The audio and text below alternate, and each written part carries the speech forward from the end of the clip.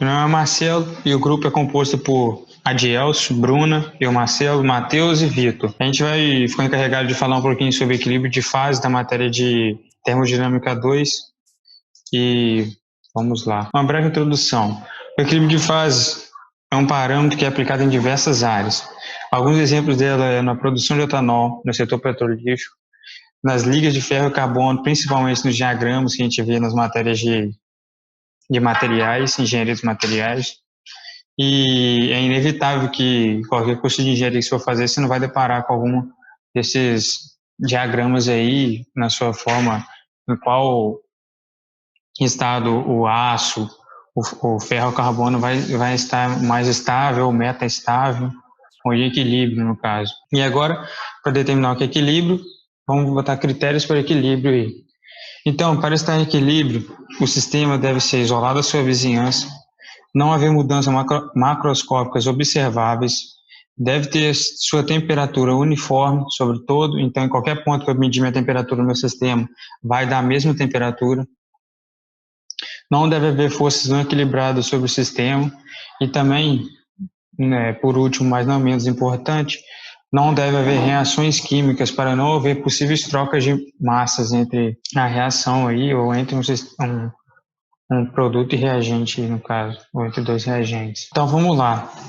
Considerando aí um caso simples, que a massa é constante, a temperatura e a pressão são uniformes por todo o sistema e ignorando um pouco a influência da gravidade, a gente vai partir do princípio da conservação de energia, da segunda lei da Terra, que é essa daí, onde du é igual a dq menos dw. E assumindo que a mudança de volume é o único modo de trabalho possível no meu sistema e a pressão uniforme nas posições que o meu sistema se encontra, a equação fica dessa forma aí, isolando o dq, fica dessa forma, dq igual a du mais pdv, onde eu substituí o trabalho por pdv, onde eu designei a equação 1. Como a temperatura é uniforme por toda a posição do sistema, a gente vai tirar do balanço de entropia em sua forma diferencial a equação 2. Está mostrada aí a equação 2, onde ds é dq sobre dt, mais a minha geração de entropia.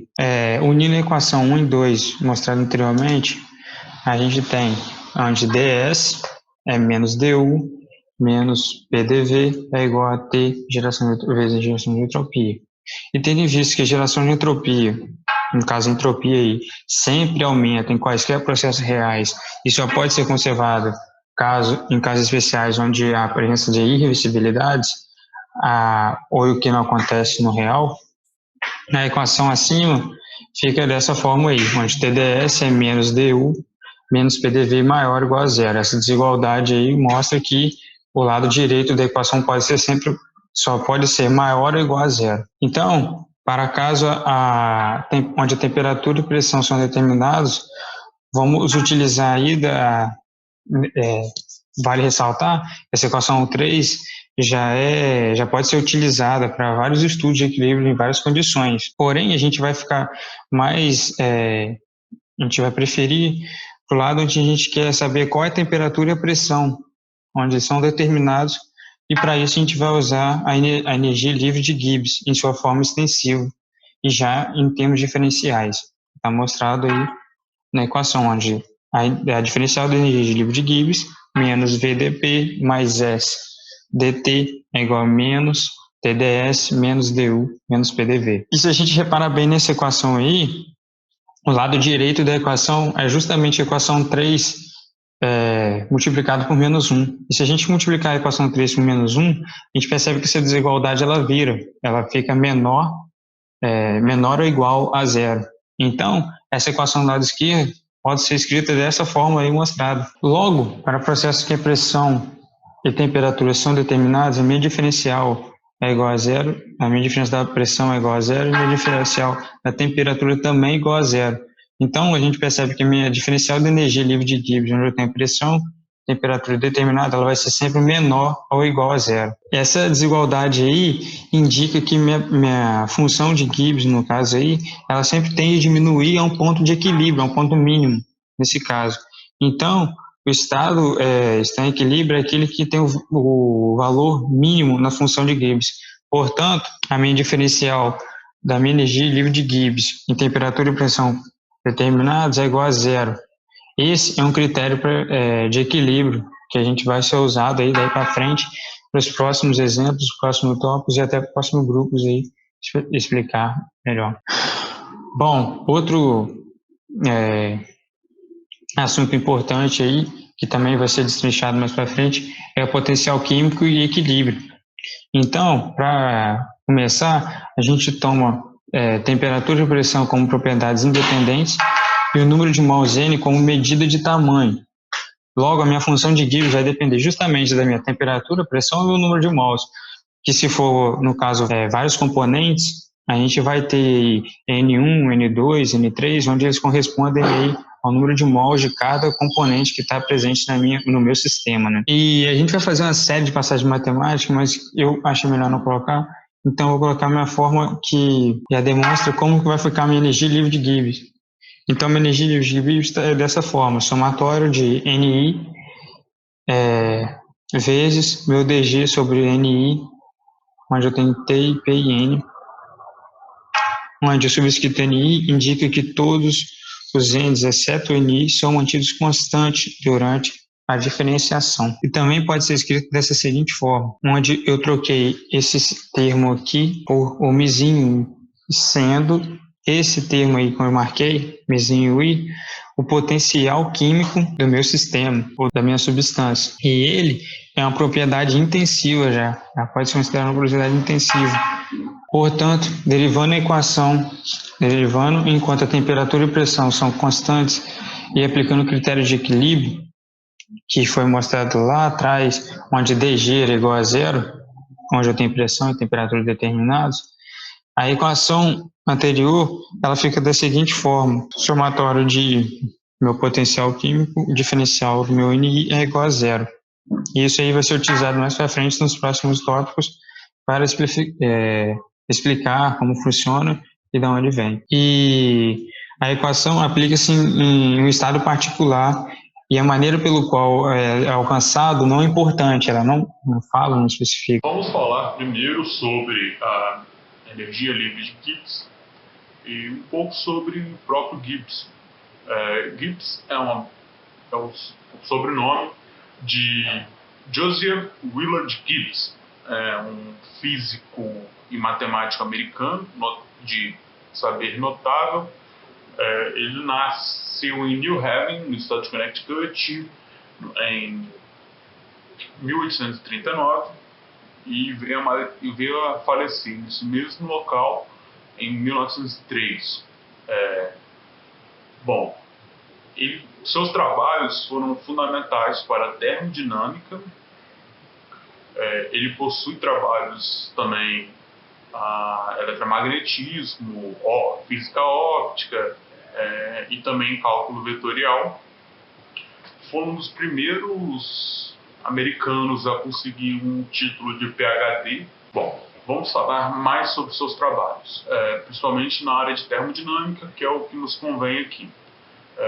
O seu primeiro grande trabalho na termodinâmica foi ele assume que a entropia é um conceito fundamental para ser analisado no sistema termodinâmico, assim como já eram analisados os conceitos de energia, temperatura, pressão, volume. Ele também sugere que isso você pode usar para montar gráficos, onde James Watt já usava o gráfico de pressão-volume.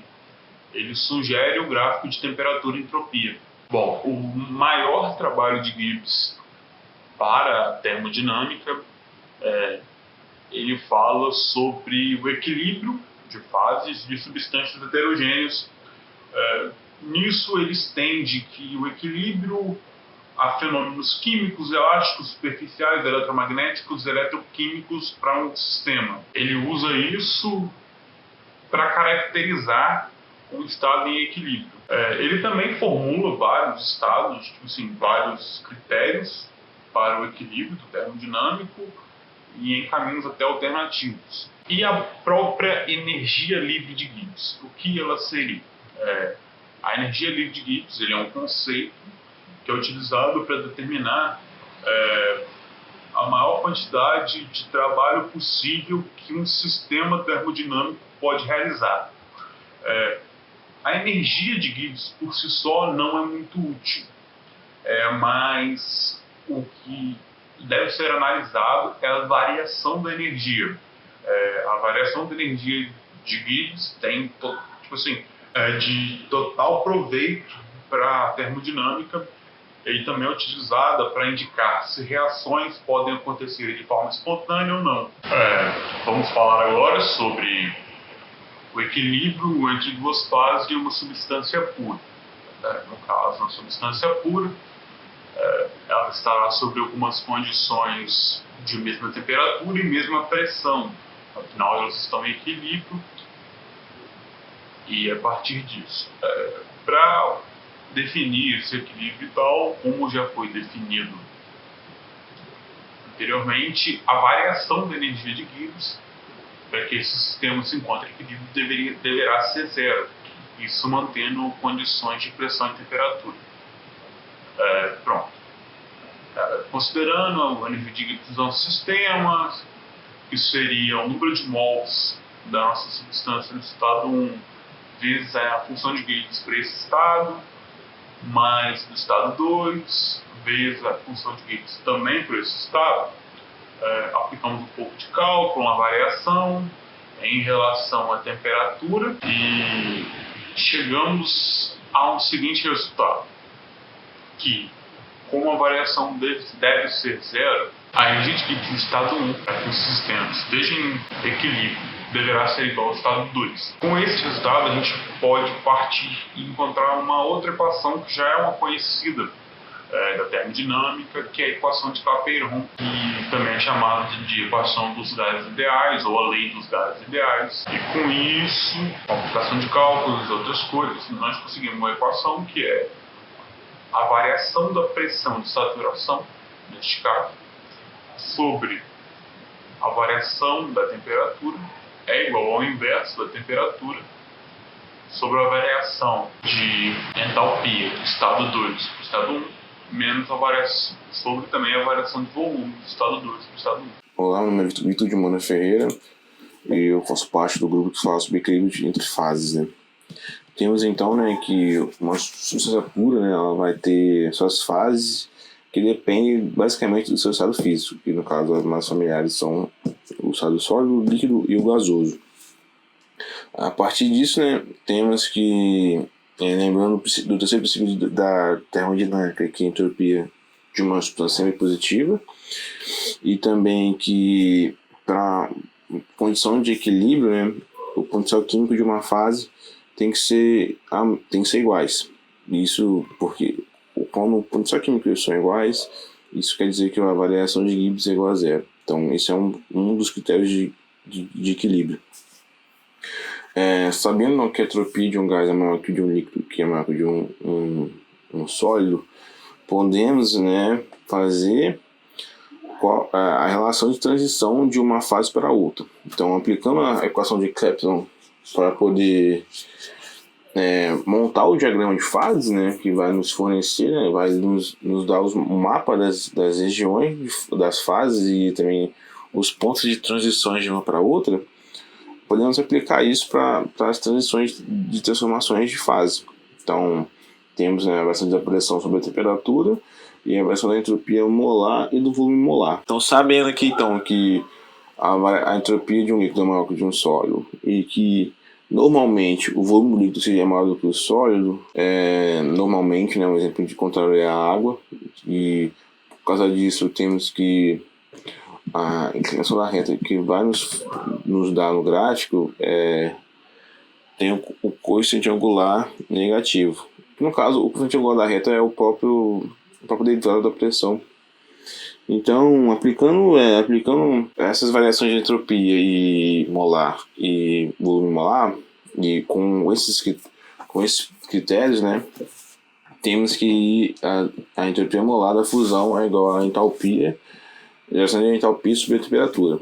A partir disso, então, podemos traçar a reta que separa, né, que nos fornece, que são os pontos de transições entre o sólido e o líquido das transições das fases. Então, nessa reta temos os pontos, né, nos quais o potencial químico das fases são iguais e, portanto, elas estão coexistindo simultaneamente em equilíbrio. Aplicando a mesma lógica para a transição de líquido-gás, temos que a variação da entropia do gás é maior do que do líquido e o volume também é maior do líquido, portanto, teremos, né, uma variação tanto positiva do volume como da entropia molar e, portanto, a variação ao coeficiente angular da reta da derivada sempre vai ser positiva para essa curva de vaporização. Então temos aqui né, a curva que delimita as fases do gás e líquido. Então, a partir da equação e aplicando os princípios, né, da termodinâmica, podemos, né, criar, né, delimitar, né, graficamente as regiões de sólido e líquido para pressões e temperaturas diversificadas. Então, fazendo a mesma lógica agora para sólido e gás, teremos a curva de sublimação, no qual o sólido ele se torna vapor sem passar pela condição de estado líquido. Então, também nessa situação, temos que a variação de entropia também é positiva e também o volume também é positivo. Então, portanto, todos os gráficos terão uma curvatura côncava para cima, né? Uma concavidade positiva, né? Tanto do sólido gás para o líquido gás. Então, portanto, temos, a partir dessas equações, aplicando a equação com esses critérios, temos o nosso diagrama de fase. Então, é assim que monta um diagrama de fase. E assim, né, temos um diagrama de fases que é muito utilizado em diversas áreas, como por exemplo na seção de petróleo ou na indústria química, né, quando se fez separações e coisas afins. Um exemplo de um diagrama de fase é a própria diagrama do CO2 e da água. Você repara que tem uma diferença, né, da inclinação da curva do sólido líquido, no caso, da água. Tem uma inclinação negativa e o do CO2 tem uma inclinação positiva. Pelo diagrama de fase, né, temos um ponto, né, que ele é muito importante, né, que é o ponto crítico, que é o ponto C, que é onde está o gráfico. Esse ponto C, né, ele nos fornece, né, qual a temperatura máxima e pressão máxima, né, que são as pressões críticas e temperatura críticas, no qual a substância terá a sua fase, as duas fases coexistindo, tanto líquido como gás. A partir desse ponto, acima desse ponto crítico, não será mais possível distinguir, né, as fases. Então, até esse ponto, nessa curva de vaporização, você vai ter as duas fases coexistindo em equilíbrio, e a partir disso não será mais possível distinguir uma fase da outra. E aqui no ponto 2 temos o ponto triplo, no qual as três fases estarão existindo em equilíbrio, e temos assim o diagrama de fase. Um exemplo de aplicação do diagrama de fase na própria engenharia é na engenharia de materiais, né? Que você faz os estudos de microestruturas das fases de uma liga para um determinado material. Um exemplo clássico disso é o diagrama de fases do ferro-carbono. E esse diagrama, aqui no caso está mostrando na imagem, esse diagrama ele é uma variação de temperatura com a composição de carbono na peça, na liga. E esse gráfico é para uma pressão constante, então tem uma relação de temperatura, de variação da temperatura pela composição para uma pressão constante. E você vai ter as fases, né, que tem no aço de acordo com a sua composição e sua temperatura. Caso tenha a ferrita, né, você vê que a ferrita tem um poder um teor de carbono muito baixo, enquanto a semente tem um teor muito alto de carbono. Então, você aumentando essa temperatura, você vai ter fases diferentes, por exemplo. Com 0,76 de carbono a 1000 graus Celsius, você vai ter uma austenita, que é uma fase. E se você abaixar a temperatura, você vai ter a sementita mais a ferrita formando as fases. No caso, esses gráficos são importantes para poder estudar, né, para prever e antever, no caso, as microestruturas, né, do aço e também as suas fases. e que essas microestruturas elas implicam diretamente nas propriedades mecânicas do material. Então é muito importante ter esse conhecimento. Então esse é um exemplo de uma aplicação direta do diagrama de fase e do equilíbrio de fase, né? Porque nesse caso aqui as fases estão em equilíbrio e, portanto, é uma aplicação direta, né? Um conhecimento da termodinâmica, né? Aplicado na engenharia. É isso. Muito obrigado. Olá, meu nome é Matheus Carvalho e eu vou falar um pouquinho sobre o equilíbrio de sistemas multicomponentes e multifásicos. Vamos falar um pouquinho agora sobre a regra de fases. Gibbs formulou as leis de equilíbrio termodinâmicas para qualquer sistema, que permitiram a descrição matemática do problema de equilíbrio. Para isso, Gibbs definiu uma lista de variáveis, juntamente com o conjunto de relações entre elas. Essas variáveis são as propriedades intensivas e extensivas de cada fase. Dependendo das condições, é necessário especificar um conjunto de variáveis e usar as correspondentes para encontrar as outras variáveis. O número de variáveis que podem ser especificados, que são os graus de liberdade em um sistema, é determinado pela regra de fases de Gibbs. O número total de variáveis é determinado pela diferença total do número de variáveis que caracterizam o estado extensivo e o número de relações independentes que podem ser obtidas através dessas variáveis. Um sistema com X componentes e X fases em equilíbrio pode ser caracterizado pela temperatura, pela pressão e pelas frações molares em cada fase. Dessa forma, o número de graus de liberdade é dado pela fórmula, que é o número de componentes menos o número de fases mais 2. Agora vamos falar um pouquinho dos métodos baseados na minimização da energia de Gibbs. Ela nos diz que um sistema multifásico e multicomponente está em equilíbrio quando a energia de Gibbs atinge um mínimo global. Então, para o caso de sistemas em equilíbrio sem reação química, podemos tomar a seguinte fórmula.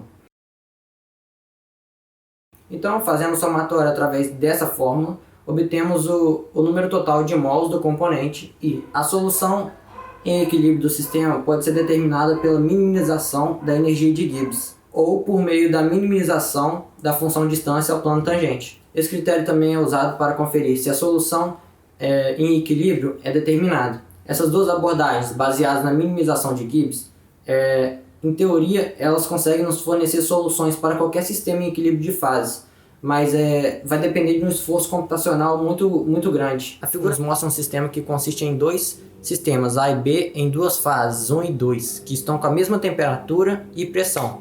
Aplicando a equação diferencial da energia de Gibbs em relação à temperatura e à pressão, em cada uma das fases, vamos obter a primeira derivada da energia de Gibbs e vamos obter também a segunda derivada da energia de Gibbs. E quando ocorre a falta de transferência de matéria entre as fases pela falta de reação química, as quantidades totais de A e B permanecem constantes. Assim, o aumento em uma das fases ele deve ser compensado pela equivalente diminuição na quantidade da outra fase.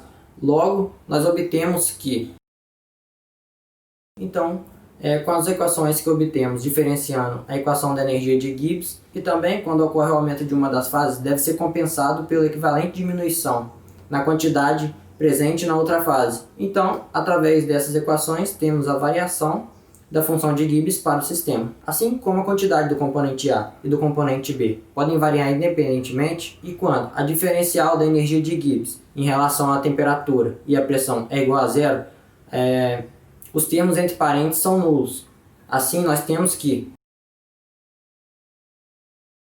Assim, em equilíbrio, o potencial químico de cada componente é o mesmo em cada fase. Seguindo esse raciocínio, vemos que o potencial químico pode ser considerado uma medida da tendência de escape de um componente. E se o potencial químico de um componente não for o mesmo em cada fase, haverá uma tendência do componente de passar de uma fase que tem um maior potencial químico para uma fase que tem um menor potencial químico. E quando o potencial químico é igual para ambas as fases, não há a tendência de ocorrer uma transferência líquida de uma fase para outra. Olá, eu sou Bruna Ramos e vou falar sobre equilíbrio metaestável. Mas antes de definir o que seria equilíbrio metaestável propriamente dito, vale ressaltar que, do ponto de vista da termodinâmica, definem-se 3 tipos de equilíbrio: o equilíbrio estável, instável e o metaestável. Quando o sistema ele está num ponto de equilíbrio estável, se ele for deixado neste ponto de equilíbrio, ele permanece para sempre nesse estado. E se ele for perturbado, ele volta à situação inicial. Já o equilíbrio instável, qualquer perturbação infinitesimal leva o sistema para outro ponto de equilíbrio, que pode ser estável ou metaestável. E o equilíbrio metaestável, ele é semelhante ao estável, só que para perturbações menores. Ele pode ser modificado por uma perturbação finita e, se observado durante um tempo longo o suficiente, ele decai para outro estado, metaestável ou estável. Este gráfico ele é o perfil de energia livre de um sistema qualquer. E, de acordo com a termodinâmica, x1 e x2 são pontos de equilíbrio metaestável. E o x3 seria o ponto de equilíbrio estável do sistema. Bom, ou seja, uma fase ela encontra-se em equilíbrio metaestável quando ela apresenta um equilíbrio local, sendo esse equilíbrio ele vai ser diferente do estado de equilíbrio estável de maior equilíbrio termodinâmico. O sistema que está em equilíbrio metaestável, ao passar por flutuações térmicas, de pressão ou outras perturbações que possam fornecer energia ao sistema, rapidamente rearranja e passa ao estado de equilíbrio estável ou para outro estado de equilíbrio metaestável. Voltando à análise do gráfico agora. Bom, nesse sistema representado pelo gráfico, existem 3 pontos de equilíbrio, como eu já disse, sendo o x3 o correspondente a um mínimo global, que representa o equilíbrio estável, e os outros mínimos locais representam o equilíbrio metaestável. Bom, se o sistema está inicialmente em x2 e sofre uma flutuação de energia sigma G23, ele consegue ultrapassar a barreira de energia que separa os mínimos e relaxa para o estado de equilíbrio x igual a x3. Se, ao contrário, o sistema está inicialmente em x3 e uma flutuação que leve para o x2, ela vai ter que ser da ordem de sigma G32, que no caso é muito maior do que sigma G23. Bom, ou seja, a chance de ocorrer a transição de 3 para 2 é muito menor do que ocorrer a transição de 2 para 3.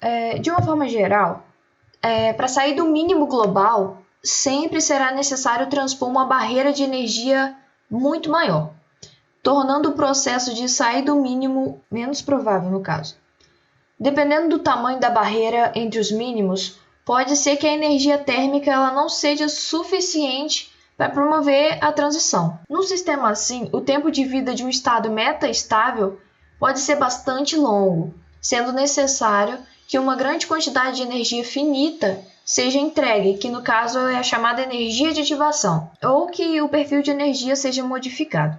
Em geral, ele é modificado pela aplicação de um campo externo. Bom, na transição de um estado metaestável para um estável, como do estado 2 para o estado 3, o resultado final é o de diminuir a energia, que tem de x23 para x32. Mas o sistema, antes disso, ele precisa receber energia para superar a barreira. E assim, o meio externo vai receber não só a diferença entre as energias finais, mas também a energia de ativação. As transições que eu expliquei analisando o gráfico, elas acontecem no dia a dia. Um exemplo é o rastro branco deixado pelos aviões. O que acontece é que naquela altitude, o exterior do avião, o meio exterior, se encontra a aproximadamente menos 50 graus Celsius, o que é uma temperatura extremamente baixa. E a água deveria se encontrar na sua forma congelada, na sua forma sólida. Mas não é isso que acontece. A água está na forma de vapor. E a turbina de um avião, ela libera gases de aproximadamente 300 graus Celsius. Quando o avião ele passa por aquele meio e tal, ele perturba as moléculas ao seu redor, fazendo com que elas se condensem e depois congelem. Então aquilo é sim é como se fosse uma grande nuvem, né, deixada pelo avião, só com alguns gases, é claro que ele acaba liberando, mas na sua maioria é vapor de água. Eu vou mostrar um vídeo agora sobre o rastro que o avião deixa no céu. Então, esse vídeo é da National Geographic e está mostrando o que acontece, o evento ocorrendo, e está explicando que é o vapor de água que se condensa e se transforma em gelo, né?